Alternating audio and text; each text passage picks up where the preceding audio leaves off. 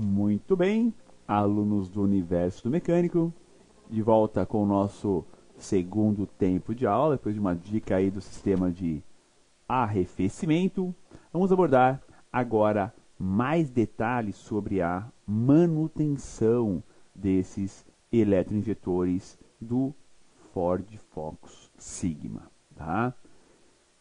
Só referente ao assunto do bico injetor, pessoal, realmente é polêmico, não tenho dúvidas que isso é polêmico. Se um cliente vir questionar sobre isso com você na oficina, trabalhe na seguinte, na seguinte alegação. Ó, o nosso combustível é muito ruim. É uma contaminação absurda que nós temos no combustível no Brasil. Tá? Muita alteração de combustível, muitos aditivos, muitos componentes aí que são inseridos na gasolina, adicionado muita água no álcool, tá? Que fazem com que os injetores, onde passa bem fininho, a ponta da agulha, um espaço bem fino, bem restrito, onde passa o combustível, e ali você tem uma variação de temperatura muito grande, ali costuma apresentar problema.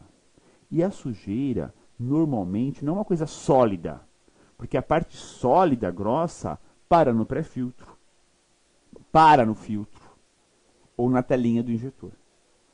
O que forma na ponta do injetor são cristalzinhos, resina, excesso de carbono, que forma o carvão, e aí começamos a ter problemas no leque do combustível, na vazão, na injeção e até na estanqueidade, que é o que? Fica parado sem gotejar nada. Até nisso poderemos ter problemas. Portanto, a limpeza de bico injetor, na prática, é necessária. Tem que ser feita, porque restabelece uma série de critérios lá atrás que o fabricante projetou, que é o ângulo da injeção, é a quantidade de combustível e a estanqueidade. Injetor sujo, você perde tudo isso. E aí o carro não fica legal, ele engasga, ele demora para pegar, consome demais, polui demais, danifica o catalisador e por aí vai. Então, se um cliente vir falar de limpeza de bico não é recomendado, tá bom. Isso aqui é um padrão mundial de manual, que lá fora o combustível, dependendo do país, é claro, é muito bom. Aqui no Brasil, o combustível, ele é muito ruim. E aí temos problemas sérios nessa questão de limpeza de bico injetor. Tá? Tenho certeza que vocês aí no dia a dia na oficina já pegaram carros extremamente amarrados, falhando, engasgando, fez a limpeza de bico, não fez mais nada, só removeu os injetores, deixou lá no ultrassom batendo 15 minutinhos, 20 minutinhos, meia hora, fez o teste de vazão, trocou os anéis O-rings, pôs no lugar, testou o carro, zerou. Acabou o problema, acabou a falhação. Tenho certeza que vocês já pegaram defeitos assim aí também, tá? Então não tem essa história de falar que não tem que limpar bico, porque olha, na prática é diferente, ok? Manutenção então, vamos lá, nessa telinha. Para a medição da pressão da linha de combustível de 3,8 bar nesse sistema, podemos usar o manômetro no local do filtro de combustível, que é mais fácil, tá? Ou testando a estanqueidade deles, pois podem travar abertos, tá? Um teste de estanqueidade eu posso fazer na máquina de teste de limpeza de bico ou lá no local. Pessoal, lá no carro eu consigo testar a estanqueidade. Basta, vou voltar uma imagem para vocês. Basta soltar o tubo distribuidor, levantar ele completo com os 4 bicos, colocar um jornal e ver se nenhum deles vai gotejar. Você consegue ver isso, tá? Ou se eles estão funcionando ou não, com esse mesmo jornal, pede para o companheiro dar na partida rapidinho e parar. E para. você vai ver os injetores pulverizar o combustível. Se um deles estiver totalmente obstruído, ali, com o jornal, você já vê. Você já identifica qual que está com problema. Tá? Então, é possível fazer alguns testes, mesmo sem equipamento, mesmo sem uma máquina de teste de limpeza de bico. Você consegue. Tá? O ideal sempre é na máquina, porque você tem um visual melhor, uma comparação melhor. Mas, com esse teste do jornalzinho que eu falei para vocês, é possível. E olhem a pressão como é alta, hein? 3,8 bar de pressão de combustível. É uma pressão muito alta, pessoal. Beirando os 4 bar de pressão. Ou seja, podemos ter também problema na estanqueidade do injetor. O que é estanqueidade? Quando a agulha veda, não pode gotejar mais. E quem é que veda? Quem é que empurra a agulha contra a sua sede? A mola interna do Big Injetor. Lembre-se que dentro do injetor, junto com a agulha, empurrando a agulha contra a sede, temos uma pequena mola. Quando a ECU comanda o negativo para o injetor, que energiza, a bobina eleva a agulha, comprimindo a mola. Quando é cortado o pulso negativo, que para o campo magnético, a mola simplesmente empurra a agulha contra a sua sede. Então, quando há uma vedação da agulha em relação à sede, pode ser sujeira, pode ser desgaste ou pode ser mola quebrada também. Fica a dica aí para vocês, tá ok? Por falar em sujeira, daqui um exemplo, né? Só um exemplo de imagem sobre máquinas de limpeza e teste dos injetores, né? Então ali, naquela cubinha tipo ultrassônica, nós temos um líquido tipo detergente específico que ali os injetores vão ficar batendo, né? Vão ficar trabalhando e pulsando entre 15 até 30 minutos aproximadamente. Então a limpeza é feita no ultrassom. E por que no ultrassom? Aquela cuba ultrassônica, ela faz o que? Ela vibra. Mas não é bem a palavra vibração que importa. São as ondas sonoras que em determinada frequência quebra a sujeira do injetor. Essa é a ideia. Tanto é, pessoal, que não adianta jogar o bico injetor lá dentro da cuba. Não. Tem que ficar no suporte específico e só ficar mergulhado a parte do bico do injetor. Por quê? O restante é um tubinho interno, lá não vai entupir. É só para limpar a ponta do injetor, a ponta do bico, a ponta da agulha. É ali que forma a resina, forma o cristal, carboniza e coisas do gênero. Tá? É esse o foco, fazer a limpeza bem na ponta do injetor. Por falar em limpeza, vamos lá. Através do sistema conhecido por ultrassom, temos a possibilidade de limpeza efetiva dos eletroinjetores. Através dessa câmera ultrassônica que vibra e quebra as camadas de carbono grudadas, resina grudado, cristal formado. A ideia é essa, é quebrar essas camadas para deixar o leque, o ângulo certo, a quantidade certa e a estanqueidade certa. Só assim que nós temos o quê? Um controle bem mais preciso do tempo de injeção e da mistura formada. Lembrem-se, a ECU controla os injetores através do TI, através do tempo de injeção. E esse tempo já é calculado. Se sabe que se o injetor ficar aberto, 80 milissegundos, vai pulverizar tanto de combustível. Isso já se sabe, isso é projetado.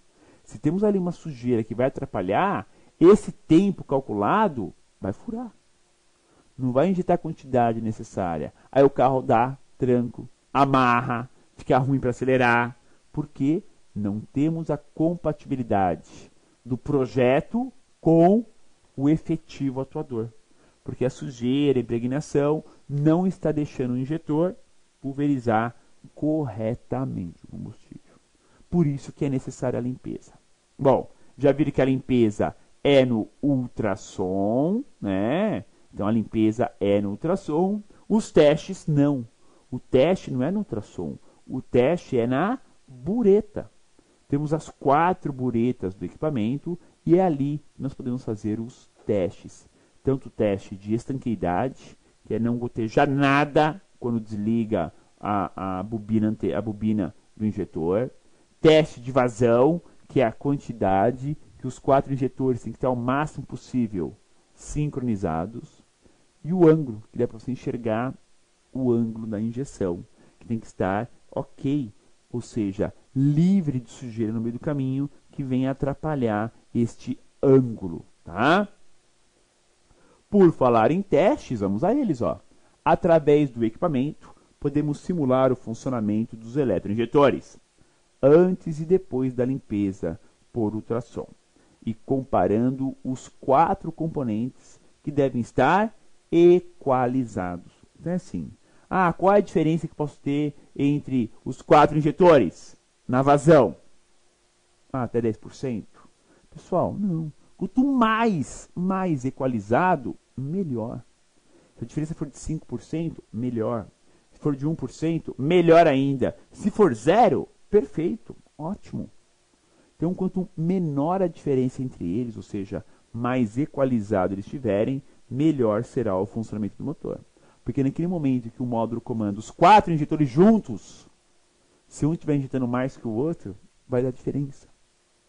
Por isso tem que estar os 4 equalizados, para que nas fases, né, em que o módulo aciona simultaneamente, tenhamos justamente a mesma quantidade injetada aos 4 cilindros. E isso é importante com toda certeza, ok? Temos ainda o tubo distribuidor, né, o componente que fixa e distribui o combustível. Ó. Olhem essa foto, pessoal. Como é fácil o acesso aos bicos injetores desse motor. E olha, é um motor 16 válvulas, hein? É um Sigma 1.616 e temos um acesso, ó, muito fácil dos injetores. O tubo distribuidor fica ali bem na cara do Gol, né? Bem fácil realmente.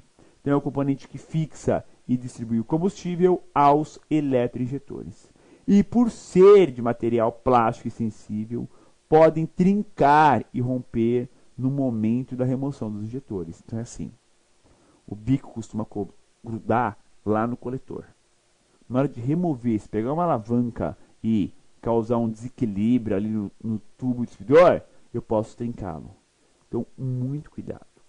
Quando pega um tubo distribuidor com os injetores que estão grudados no coletor, primeira coisa, desengripante nos anéis. Joga o desengripante de todos eles. Deixa agir um pouco. Mexa um pouquinho mais de desengripante, para depois forçar. Geralmente, o desengripante, ele desengripa, ou seja, ele tira o gripamento, né, dos anéis O-rings em relação ao coletor de admissão, ok? Bom, outro atuador que nós temos na aula de hoje, menos famoso, mas necessário, né, o eletroventilador, a famosa ventoinha, né, do sistema. Então ali próximo ao radiador temos um motor comandado aí, né, por uma unidade de acionamento, ó. Veja que temos um injetor e um módulozinho bem em cima do eletroventilador. Temos um módulo de comando junto dela, ó, junto da ventoinha temos um módulo de comando. Claro que esse módulo de comando vai ser acionado pela ECU da injeção, mas a tensão da bateria, o negativo, quem manda para o alternador, né, para o ventilador, melhor dizendo, é esse módulo de comando. Está ali, ó, bem em cima dele, ok? Apresenta defeito, e aí o carro não liga o ventilador, você vai ali nele e dá uma pancada em cima dele. Ferramentinha leve, ele volta a funcionar. Obviamente, vou ter que trocar a peça. Não vai dar para reaproveitar. Tem que trocar porque ela está com mau contato interno, tá? Eletroventilador. Comandado pela ECU de gerenciamento do motor, pelo pino A045, que por sua vez comanda um pequeno módulo de arrefecimento acima do eletroventilador, temos o acionamento desse atuador. Ou seja, quem controla o eletroventilador? A ECU do motor. Como que ela faz isso? Pelo pino 045, que comanda, não é relé, comanda esse módulo. Tem um módulozinho de acionamento do ventilador junto dele. Ou seja, não é caixa de fusíveis, caixa de relés. É em cima do eletroventilador.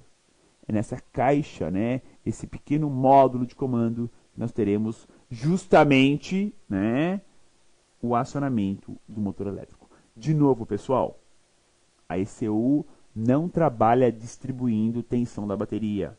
Ela trabalha distribuindo aterramentos negativos. E é importante que isso fique bem claro para todos, para entender que a ECU distribui aterramento. O positivo vai vir via relé.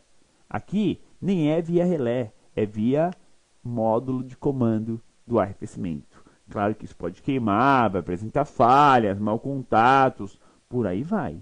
Geralmente, quando ele para de funcionar, é mau contato. Você bate em cima dele e ele volta. Não dá para arriscar, né? Vai ter que trocar a peça, ok? Não adianta ficar batendo na peça, não. Tem que proceder à sua substituição.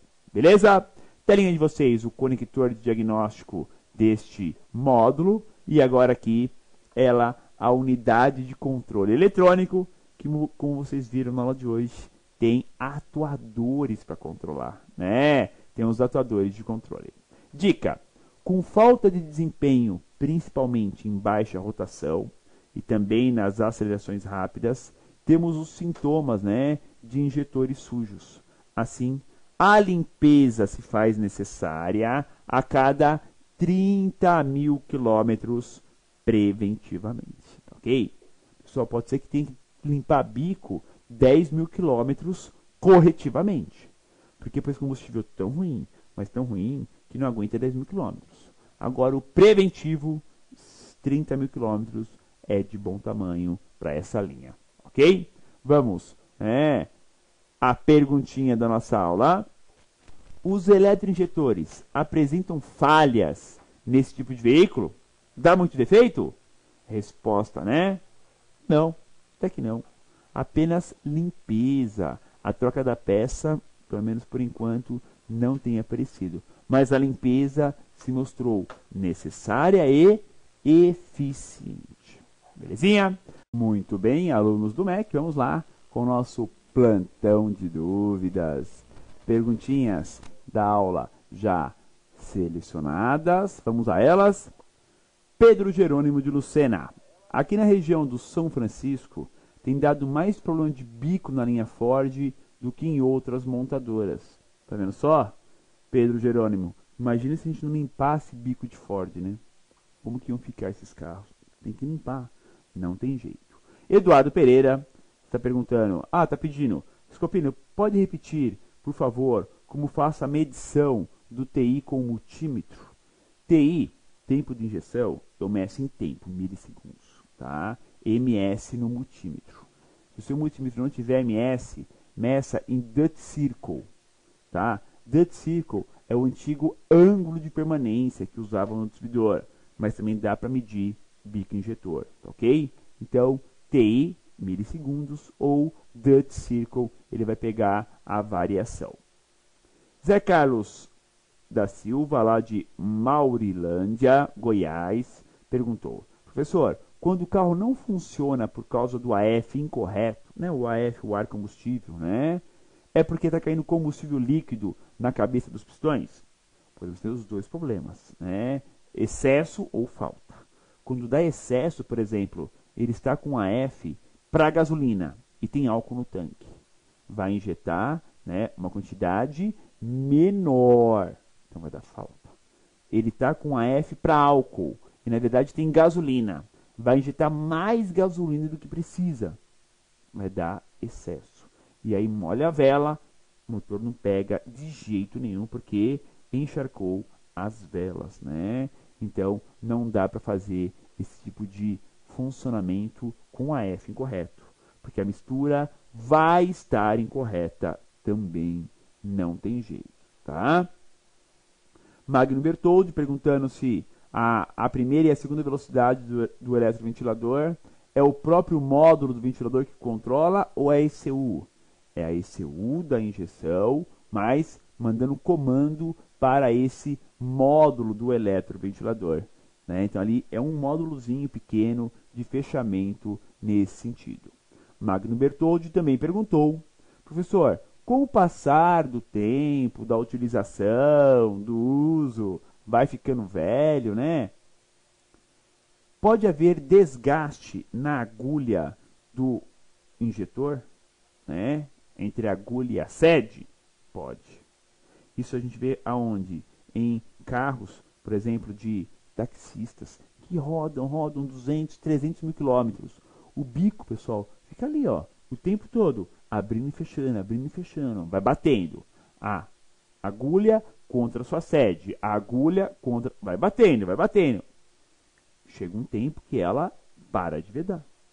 Vai ter o seu desgaste corretamente, mas é natural. Então, chega um tempo que realmente o bico tem que ser trocado, porque não tem mais vedação entre a agulha e a sede do bico.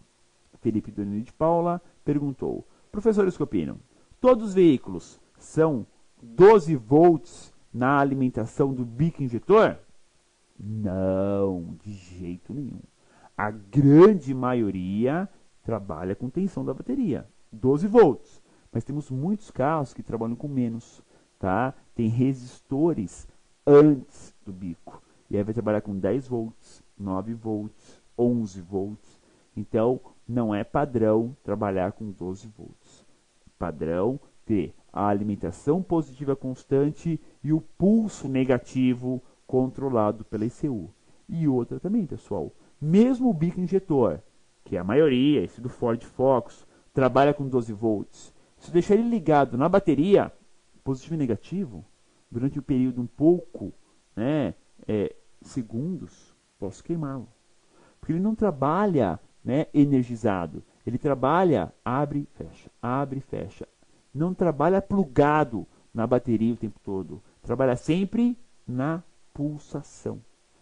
Se eu deixo ele ligado direto nos 12 volts, vou provocar o quê? O seu aquecimento. Quem vai queimar? Quem? A bobina interna. A bobina interna acaba queimando quando eu deixo o bico ligado constantemente, tá? Então é um sério problema, tem que ser averiguado e também temos que fazer o quê? Testar corretamente o injetor na máquina de limpeza e teste de bico ou com pulsador, nunca jogar os 12 volts direto na peça. Aí eu poderia estar danificando-a, tá ok? Muito bem, deixa eu ver se tem mais alguma perguntinha de vocês da aula de hoje. Não. Finalizamos então mais uma aula técnica aqui no seu Mac. Nossa primeira aula sobre atuadores. Semana que vem falaremos Focus 1.6, 16 válvulas, motor Sigma, atuador parte 2. E aí veremos mais e mais componentes comandados pela ECU, que recebem um controle geralmente negativo para atuar. E quem faz esse controle? A unidade de controle eletrônico do motor. Ela que gerencia tudo isso. Ela que faz a adequação. Então veremos semana que vem mais atuadores, mais controlados pela ECU. Um grande abraço a todos e até a nossa próxima aula. Olá, reparadores. Sou o técnico Alberto, da empresa MTE Thomson, e hoje a MTE traz mais uma dica para vocês. A dica hoje é o sensor temperatura linha Fiat, Palio, Uno, Fiorino, quando painel, né? O sensor de temperatura do painel. Na linha Fiat, no Palio, quando utiliza um sensor vermelho, é o sensor indicador de temperatura analógico, o ponteiro. Mais utilizado no Palio, no Uno, na Fiorino, acima de 1990. Abaixo de 1990, utiliza um sensor preto, também indicador de temperatura do painel. Muda um pouco a resistência, cuidado com a aplicação. Falando em aplicação, quando lâmpada, utiliza um sensor 3046, muito parecido com o 3042. No erro da aplicação, você vai verificar, você vai perceber que a lâmpada ficou querendo acender. mas não é um erro no painel, é um erro de aplicação. E quando há dois modelos diferentes no painel, lâmpada e ponteiro, fácil de identificar, gente. É utilizar o sensor duplex 3071. Um terminal vai indicar a temperatura no painel no ponteiro analógico, o outro terminal com aterramento na carcaça vai acender a lâmpada de advertência. Para que não haja erro de aplicação, utilize sempre o nosso mini catálogo linha completa. Espero ter ajudado com as dicas do MT Thomson. Caso tenha dúvidas, por favor entrar em contato no 0800, no chat ou no Fale Conosco. Obrigado.